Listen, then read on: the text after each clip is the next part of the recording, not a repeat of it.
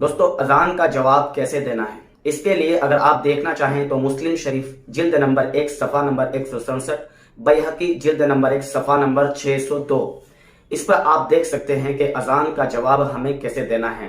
سب سے پہلے تو آپ سمجھ لیجئے کہ اللہ کے نبی صلی اللہ علیہ وسلم نے فرمایا کہ بہت بڑے ظلم کی بات ہے کہ آدمی اذان سنے اور اذان کا جواب نہ دے۔ کتنی بڑی بات بتائی آپ علیہ السلام نے، لیکن اس پر اتنی سختی نہیں ہے کیونکہ حدیث کا مطلب کچھ اور ہے، اس پر کلام بھی ہے۔ خیر، لیکن اذان کا جواب دینا یہ فرض اور واجب نہیں ہے، لیکن اذان کا جواب دینا یہ سنت ہے۔ اسی طریقے سے احادیث کے اندر اذان کا جواب دینے پر خوب فضیلت آئی ہے اور بہت زیادہ ثواب بتایا گیا ہے، بلکہ اذان کے جواب دینے پر جنت کا وعدہ کیا گیا ہے۔ لیکن افسوس کی بات ہے، اگر ہم اپنے کام کاج میں اور ہم اپنے کاروبار میں مشغول ہیں، جس کی بنیاد پر ہم اپنی باتوں میں اور ہم اپنی محفلوں میں مشغول ہیں، جس کی بنیاد پر ہم اذان کا جواب نہیں دیتے، تو اذان کا جواب دینے کا جو طریقہ ہے میں آپ کو بتا دوں کہ مؤذن جو الفاظ کہہ رہے ہیں، اذان کہنے والا جو الفاظ کہہ رہا ہے، جیسے اللہ اکبر، آپ وہی الفاظ کہہ دیجئے۔ پوری اذان کے اندر آپ وہی الفاظ کہہ سکتے ہیں۔ اللہ اکبر کے جواب میں آپ بھی اللہ اکبر کہیے۔ پھر اشہد ان لا الہ الا اللہ کے جواب میں آپ بھی اشہد ان لا الہ الا اللہ کہیے۔ اشہد ان محمد رسول اللہ کے جواب میں آپ بھی اشہد ان محمد رسول اللہ کہیے۔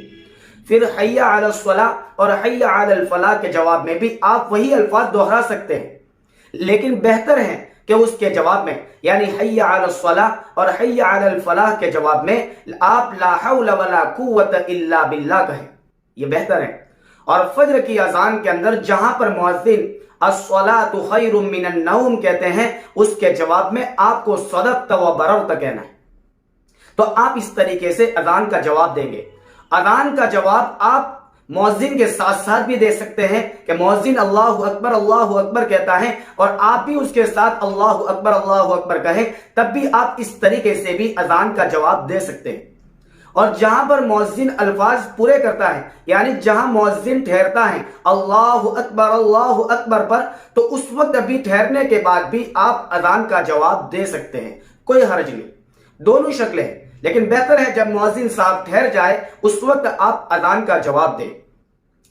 بہت سی مرتبہ مؤذن صاحب اذان آدھی کر چکے ہوتے ہیں یا اذان مکمل کر چکے ہوتے ہیں، اس وقت ہمیں یاد آتا ہے کہ ہمیں اذان کا جواب دینا چاہیے تھا، لیکن ہم نے نہیں دیا، تو اذان مکمل ہونے کے بعد بھی آپ اس اذان کا جواب دے سکتے ہیں۔ آپ جلدی کہہ دیجئے اللہ اکبر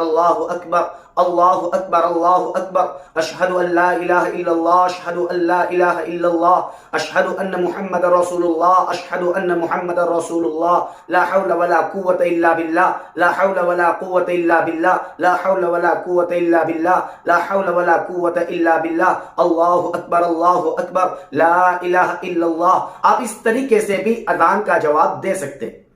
دوسری چیز، اگر مؤذن صاحب آدھی اذان دے چکے ہیں اور آپ کو یاد آیا کہ مجھے اذان کا جواب دینا چاہیے، تو آپ شروع والے الفاظ جلدی آپ دہرا دیجئے اللہ اکبر کر کے، جہاں مؤذن صاحب پہنچے آپ وہاں تک پہنچ جائیے، یا ان الفاظ کو چھوڑ بھی سکتے ہیں، جہاں مؤذن صاحب پہنچے وہاں سے آپ اذان کا جواب دیجئے، یا آپ انتظار کیجئے کہ مؤذن صاحب اذان مکمل کر لے، اس کے بعد آپ مکمل اذان کا جواب دے دیں۔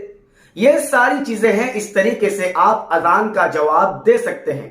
دوسری چیز، بہت سی مرتبہ ایسا ہوتا ہے کہ ہم بیت الخلاء میں یا پیشاب خانے میں ہوتے ہیں اور اذان ہوتی ہے، تو بیت الخلاء اور پیشاب خانے کے اندر اذان کا جواب دینا اور اللہ کا نام لینا یہ مکروہ ہے، لہذا ہم پیشاب خانے کے اندر یا بیت الخلاء میں ہم اذان کا جواب نہیں دیں گے۔